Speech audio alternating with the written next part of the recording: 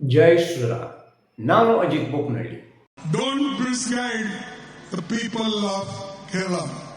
They are very clever. They are educated. Modi ji, Vijay, you both can fool people who are illiterate in Gujarat or in other place, but you can't fool Kerala people. ಬೇಡವಾಗಿತ್ತು Mallikarjuna Kharge ಅವರ ಬಾಯಲ್ಲಿ ಇದೊಂದು ಮಾತು ಬೇಡವಾಗಿತ್ತು. ಇದನ್ನ ನಾನು ಹೇಳ್ತಾ ಇಲ್ಲ, ನನ್ನ ಜೊತೆಗೆ ಕಾಂಗ್ರೆಸ್ ಸಪೋರ್ಟರ್ಸು ಕೂಡ ಹೇಳ್ತಾ ಇದ್ದಾರೆ. ಅಂದ್ರೆ ಏನಂತೆ, ಈಗ ಗುಜರಾತಿಗಳು ಅಬೇಪಾರಿ ಅನಕ್ಷರಸ್ಥರಂತೆ, ಅಂದ್ರೆ ಈ ಓದು ಬರಹ ಗೊತ್ತಿಲ್ಲದೆ ಇರೋರನ್ನ ಮೋದಿ ಯಾಮರ್ಸಿ ಗೆಲ್ತಾ ಇದ್ದಾರಂತೆ ಅನ್ನೋದೊಂದು ಮಾತು ಈ ತುರುಸಿನ ಭಾಷಣದ ಮಧ್ಯದಲ್ಲಿ ಬಂದ್ಬಿಡ್ತು. Modiji, Vijay, you both can fool people who are illiterate in Gujarat or in other place, but you can't fool Kerala people. ಅಲ್ಲಿಗೆ ಇದು ಈ ಕಾಂಗ್ರೆಸ್ಗೆ ಪ್ಲಸ್ ಆಗೋದಕ್ಕಿಂತ ಜಾಸ್ತಿ ಮೈನಸ್ ಆಗೋ ಎಲ್ಲ ಲಕ್ಷಣಗಳಿದ್ದಾವೆ. ಯಾಕೆಂದ್ರೆ ಮೋದಿಯ ಅಭಿಮಾನಿಗಳು ರಾಜ್ಯದ ದೇಶದ ಮೂಲೆ ಇದಾರಲ್ಲ, ಅವರೆಲ್ಲರೂ ಕೂಡ ಇಂಥದ್ದೊಂದು ಹೇಳಿಕೆಯನ್ನ ತಲೆಯಲ್ಲಿ ಇಟ್ಕೊಂಡಿರ್ತಾರೆ. ಯಾಕೆಂದ್ರೆ ಇಂಥ ಹೇಳಿಕೆ ಬಂದಿದ್ದು ಪ್ರಿಯಾಂಕ್ ಖರ್ಗೆ ಅವ್ರ ಥರ ಯಾವುದೋ ಚಿಲ್ಟು ಪೊಲಿಟಿಷಿಯನ್ಸ್ ಬಾಯಲ್ಲಿ ಅಲ್ಲ, ಬದಲಾಗಿ AICC ಅಧ್ಯಕ್ಷರಾಗಿರುವಂತಹ ಮಲ್ಲಿಕಾರ್ಜುನ ಖರ್ಗೆ ಅವರ ಬಾಯಲ್ಲಿ. ಅಂದ್ರೆ ಮೋದಿಗೆ ವೋಟ್ ಹಾಕಿದವರು, ಮೋದಿಯನ್ನ ಗೆಲ್ಲಿಸ್ತಾ ಇರೋರೆಲ್ಲ ಅನಕ್ಷರಸ್ಥರು ಅನ್ನೋದೊಂದು ಅರ್ಥ ಖರ್ಗೆ ಅವರ ಮಾತಲ್ಲಿ ಬರೋದಿಲ್ವಾ? ಇದು ಇಲೆಕ್ಷನ್ ಟೈಮಲ್ಲಿ, ವೋಟಿಂಗ್ ಟೈಮಲ್ಲಿ ಮ್ಯಾಟ್ರ್ ಆಗೋದಿಲ್ವಾ? ಅವ್ರು ತುಂಬಾ ಆಲೋಚನೆ ಮಾಡಿ ಮಾತಾಡ್ತಾರಪ್ಪ. ಆದ್ರೆ ಇತ್ತೀಚೆಗೆ ರಾಹುಲ್ ಗಾಂಧಿ ಅವರ ಸಹವಾಸದಿಂದ ಇರಬೇಕು, ಈ ವೇದಿಕೆ ಹತ್ತಿದರೆ ಸಾಕು ಒಂದಲ್ಲ ಒಂದು ವಿವಾದವನ್ನ ಮೈ ಮೇಲೆ ಅಳ್ಕೋತಾರೆ.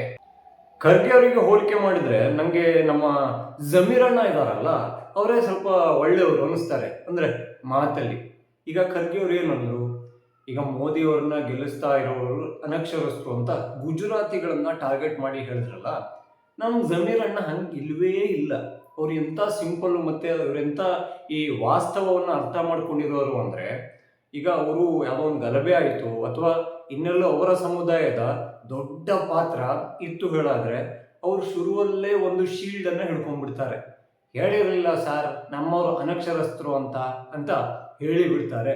ಅಂದ್ರೆ ಈ ಗಲಭೆಗೆ ಹೋಗೋರು, ಕಲ್ಲು ಒಗೆಯೋರು, ರಾತ್ರಿ 1 ಗಂಟೆಗೆ ಕೊತ್ತಂಬರಿ ಸೊಪ್ಪು ತಗೊಂಡ್ಬರೋರು ಎಲ್ಲರೂ ಕೂಡ ವಿದ್ಯೆಯಿಂದ ವಂಚಿತರಾಗಿದ್ದಾರೆ. ಹಾಗಾಗಿ 4 ಜನ ಹೋಗ್ಬಿಟ್ರೆ ಸಾಕು, ಇನ್ನೊಂದು 40 ಜನ ಸೇರ್ಕೊಂಡು ಆ ಗಲಭೆಯನ್ನ ದೊಡ್ಡದಾಗಿ ಮಾಡ್ತಾರೆ. ಅಲ್ಲಿ ಎದರಲ್ಲಿ ಪೊಲೀಸ್ ಇದ್ರು ಓಕೆ, ಪೊಲೀಸ್ ಸ್ಟೇಷನ್ ಇದ್ರು ಓಕೆ, ಆ ಸ್ಟೇಷನ್ಗೆ ಸಂಬಂಧಪಟ್ಟ ಗಾಡಿ ಇದ್ರು ಓಕೆ, ಕಲ್ಲು ಎಸಿತಾರೆ, ಬೆಂಕಿನೂ ಹಚ್ತಾರೆ, ಹಾಗೆ ಧಮಕಿಗಳನ್ನು ಹಾಕ್ತಾರೆ. ಇದೆಲ್ಲವಕ್ಕೂ ಕೂಡ ಈ ವಿದ್ಯೆ ಅನ್ನೋದು ವಿದ್ಯೆ ಅವರಿಗೆ ಸಿಕ್ಕಿಲ್ಲ, ಹಾಗಾಗಿ ನಮ್ಮವರೆಲ್ಲ ಅನಕ್ಷರಸ್ಥರು ಅಂತ ಈ ಹಿಂದೆಯೇ ಜಮೀರಣ್ಣ ಹೇಳಿದ್ರು. ಆದರೆ ಖರ್ಗೆ ಅವರು ಅವರ ಮಾತನ್ನು ತಗೊಂಡ್ರು, ಅದನ್ನ ಗುಜರಾತಿಗಳಿಗೆ ಹೋಲಿಕೆ ಮಾಡಿ ಮಾತಾಡ್ಬಿಟ್ರು. ಇದೆಲ್ಲ ನೋಡಿದಾಗ ಇನ್ನೊಂದು ಪ್ರಶ್ನೆ ಬರೋದಿಲ್ವಾ? ಓಕೆ, ಈಗ ಗುಜರಾತಿಗಳು ನಿಮ್ಮ ದೃಷ್ಟಿಯಲ್ಲಿ ಅನಕ್ಷರಸ್ಥರೇ ಆಗಿರಬಹುದು, ಕೇರಳವನ್ನು ಕೂಡ ಅಲ್ಲಿ ಲಿಂಕ್ ಮಾಡಿ ಮಾತಾಡಿದ್ರಿ. ಹಾಗಿದ್ರೆ ಈ ಕಲಬುರ್ಗಿ ಅನ್ನೋ ಒಂದು ಕ್ಷೇತ್ರ ಸುದೀರ್ಘವಾಗಿ ಯಾರ ಕೈಯಲ್ಲಿದೆ? ಇದೇ ಮಲ್ಲಿಕಾರ್ಜುನ ಖರ್ಗೆ ಅವರ ಕುಟುಂಬದ ಕೈಯಲ್ಲಿದೆ. ಮಲ್ಲಿಕಾರ್ಜುನ ಖರ್ಗೆ ಅವರಂತೂ ಸೋಲೆ ಇಲ್ಲದ ಸರದಾರನಾಗಿ ಬರ್ತಾ ಇದ್ರು. ಆಮೇಲೆ ಬಿಡಿ, ಒಂದು ಲೋಕಸಭಾ ಇಲೆಕ್ಷನ್ ಅವರಿಗೊಂದು ದೊಡ್ಡ ಆಘಾತವನ್ನ ಕೊಟ್ಟಿತ್ತು. ಪ್ರಚಾರವೇ ನಮಗೆ ಬೇಡ ಅನ್ನೋ ಹಂತದಲ್ಲಿದ್ದವರು ಸೋತೆಯೇ ಹೋಗಿದ್ರು, ಅದು ಕೂಡ ತೀರಾ ಹೊಸ ಕ್ಯಾಂಡಿಡೇಟ್ ಎದುರುಗಡೆ. ಆಯಿತು, ಮಲ್ಲಿಕಾರ್ಜುನ ಖರ್ಗೆ ಅವರದ್ದು ಮತ್ತೆ ಈ ಕಲಬುರ್ಗಿದು ದೊಡ್ಡ ನಂಟಿದೆ, ತುಂಬಾ ವರ್ಷದ ಇತಿಹಾಸ ಇದೆ. ಜೊತೆಗೆ ಅವರ ಮಗ ಮಹಾಶಯ ಇದ್ದಾರಲ್ಲ ಪ್ರಿಯಾಂಕ್ ಖರ್ಗೆ ಅವರು ಕೂಡ ಅದೇ ಕ್ಷೇತ್ರಕ್ಕೆ ಸಂಬಂಧಪಟ್ಟವರು. ಅವರು ಇಲೆಕ್ಷನ್ ನಿಂತಿದ್ರು, ಜನಪ್ರತಿನಿಧಿ ಆದರು, ಜೊತೆಗೆ ಈ ರಾಜ್ಯ ಸರ್ಕಾರದಲ್ಲಿ ಸಚಿವರೂ ಆಗಿದ್ದಾರೆ. ಅವರ ಸಾಧನೆಗಳನ್ನ ಕೇಳಿದ್ರೆ, ಅಭಿವೃದ್ಧಿ ವಿಚಾರಕ್ಕೆ ಪ್ರಶ್ನೆ ಮಾಡಿದ್ರೆ ನಿಮ್ಗೊಂದು ಡೇಟಾ ಸಿಕ್ಬಿಡುತ್ತೆ. ವಾರದಲ್ಲಿ 3 ದಿವಸ ಅಂತೂ ಕಲಬುರ್ಗಿ ಸುದ್ದಿ ಅಂತೂ ಪೇಪರ್ಗಳಲ್ಲಿ, ಟಿವಿಗಳಲ್ಲಿ ಬಂದೇ ಬರುತ್ತೆ.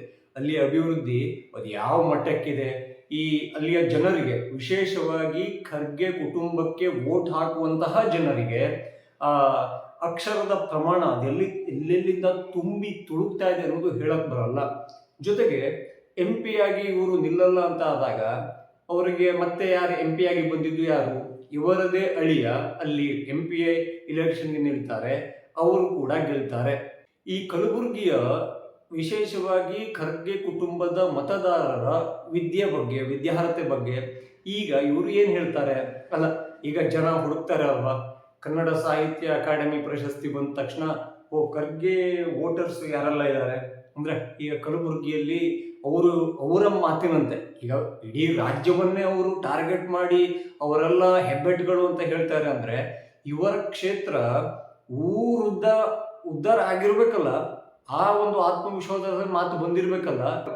ಸಣ್ಣ ಪುಟ್ಟ ಅಕಾಡೆಮಿ ಪ್ರಶಸ್ತಿಗಳನ್ನ ಹುಡುಕಿದ್ರು ಕೂಡ ನಾನೊಬ್ಬ ಖರ್ಗೆ ವೋಟರ್ ಆಗಿ ನನ್ನಲ್ಲಿ ಈ ಸಾಕ್ಷರತೆಯ ಪ್ರಮಾಣ ಇಷ್ಟೊಂದು ಜಾಸ್ತಿ ಇರೋದಕ್ಕೆ ಇದೊಂದು ಸಾಧನೆ ನನ್ನ ಹತ್ರ ಸಾಧ್ಯ ಆಯಿತು ಅಂತ ಒಬ್ಬರು ಬಂದು ಹೇಳ್ಕೊಳ್ಳೋಕೆ ಅಲ್ಲಿ ಯಾರೂ ಇಲ್ಲ.